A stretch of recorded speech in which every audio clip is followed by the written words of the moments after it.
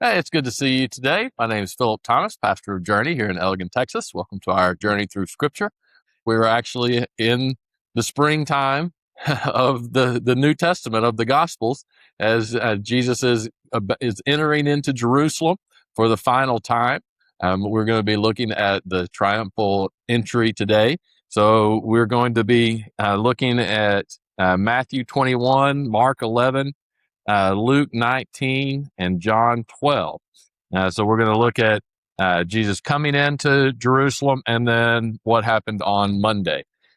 So this time in Jesus' life is obviously takes up a large percentage of the Gospels this last week.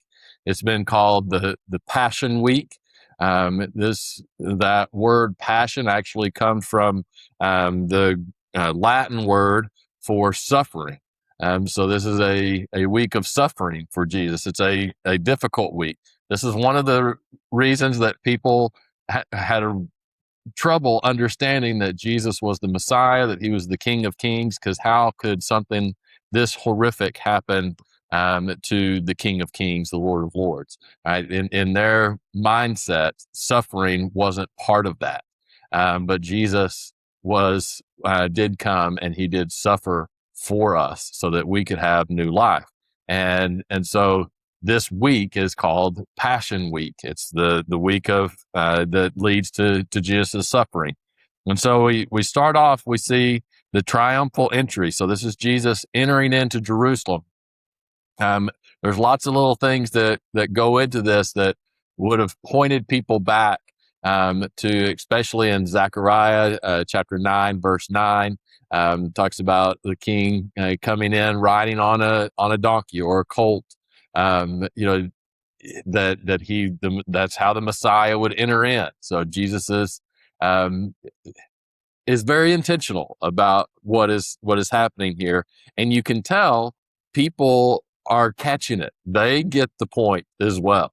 In fact, the Pharisees are very upset about what's going on, and they're kind of wondering, where are we going to go from here? The excitement is building for Jesus, but they were able to turn that excitement by the end of the week. But the disciples are excited about this. This is a big moment in Jesus' ministry. So you can read through the different accounts. They're all very similar. Matthew chapter 21, verses 1 through 11. It talks about Jesus sends two of the disciples to go get a colt. And if asked, what are you doing? Just say that the Lord needs it. And that, of course, happens. And all of this is prepared. This is a huge event that has happened. Matthew chapter 5, or verse 4 of chapter 21 says, all this was done that it might be fulfilled, which was spoken by the prophet, saying, tell the daughter of Zion, behold, your king is coming to you, lowly and sitting on a donkey, a colt, the foal of a donkey. Again, the king would normally have been seen to come in with all kinds of pomp and circumstance, right? Maybe riding a white horse or a powerful steed, coming in all of the imagery that you would think of that a king would come in. Jesus was just the opposite. He came in on lowly means, but yet the people recognized there was something about him. Then, of course, they cry out the Psalms, Hosanna to the Son of David. And the Son of David is the Messiah. Blessed is he who comes in the name of the Lord. Hosanna in the highest. So the excitement is building. Jesus is entering into Jerusalem. Mark chapter 11, verses 1 through 11 is also the triumphal entry. It also mentions, how they cried out Hosanna, that the palm trees were waved. All of those were symbolic of welcoming somebody of power. So we see that consistent in Mark. In Luke, we have a little bit interesting thing that was a little different. It gets to the point where they're all crying out, saying, Hosanna, blessed is the King who comes in the name of the Lord. Then verse 39 of Luke chapter 19. So this is Luke chapter 19, 28 through 44 is the triumphal entry. But in verse 39, it says, and some of the Pharisees called to him from the crowd, Teacher, rebuke your disciples. But he answered and he said to them, I tell you that if these should keep silent, the stones would immediately cry out. Right? What a powerful statement that is. That every knee will bow. Right? Every tongue will confess that He is Lord. We have that is looking to a future time that eventually everyone will acknowledge who Christ is. Well, this moment is one of those moments that if the disciples were to shut up, even the rocks would cry out in praise and crying, Hosanna, blessed is he who comes in the name of the Lord. Right? Again, just such a powerful moment. Now, one thing that Luke does mention is how Jesus kind of draws near the city and he wept over the city. Verse 42 of Luke chapter 19 says, if you had known, even you, especially in this your day, the things that make for your peace, but now they are hidden from your eyes. For days will come upon you when your enemies will build an embankment around you, surround you, and close you in on every side, and level you and your children within you to the ground, and they will not leave within you one stone upon another, because you did not know the time of your visitation. Now, Jesus is probably directly talking about the destruction of Jerusalem, the destruction of the temple that would happen in in 70 A.D. So that would be a few years to come when Rome would tear down the temple. But he's recognizing that people are not everyone is going to understand the significance of what is happening. Then John chapter 12, verses 12 through 19. That's Jesus entering in the Gospel of John. He also mentions back to Zechariah. And it says, verse 16 of John chapter 12, says, his disciples did not understand these things at first, but when Jesus was glorified, then they remembered them. And these things were written about him, that they had done these things to him. And then verse 17, therefore the people who were with him when he called Lazarus out of his tomb and raised him from the dead bore witness. For this reason, the people also met him, because they heard he had done this sign. The Pharisees therefore said among themselves, you see that you are accomplishing nothing. Look, the world has gone after him. Right? That's pretty powerful statement there, recognizing, man, there's something about this guy. He has the momentum right now. And of course, they are still planning on how they are going to change that. But this is a day that is a day of celebration, that people recognize there's something powerful and special about Jesus. Then we get to Monday, and we're going to kind of hit each of the days as we go through Passion Week. But on Monday, we do have the cleansing of the temple. So Jesus is goes into the temple. The temple would have had multiple courts. In fact, at this point, I think there were 4 courts. There was the court of the Gentiles, and then there was the court of women, then the court of Israel, and then the court of the priest. And each of them had their limitations. So pretty much everybody could go to the court of Gentiles. Then only Jews could go to the court of women, and only Jewish men could go to the court of Israel. And then, of course, only priests to the court of the priest.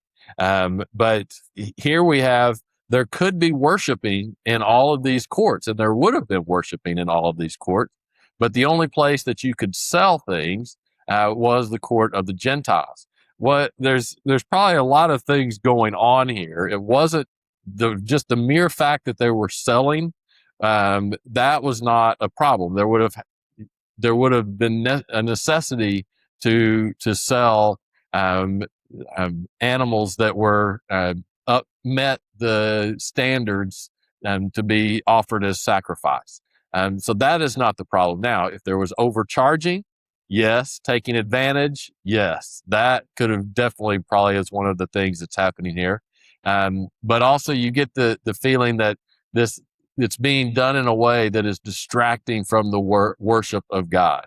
So even in the court of the Gentiles, there would have been worship going on. And what you get the sense that the scene was pretty chaotic and that it was really focused more on selling animals for sacrifice rather than the worship of God. And so Jesus gets very upset in Matthew chapter 21, verses 12 through 17. He went to the temple of God, drove out all of those who bought and sold at the temple, overturned the tables of the money changers and the seats of those who sold doves.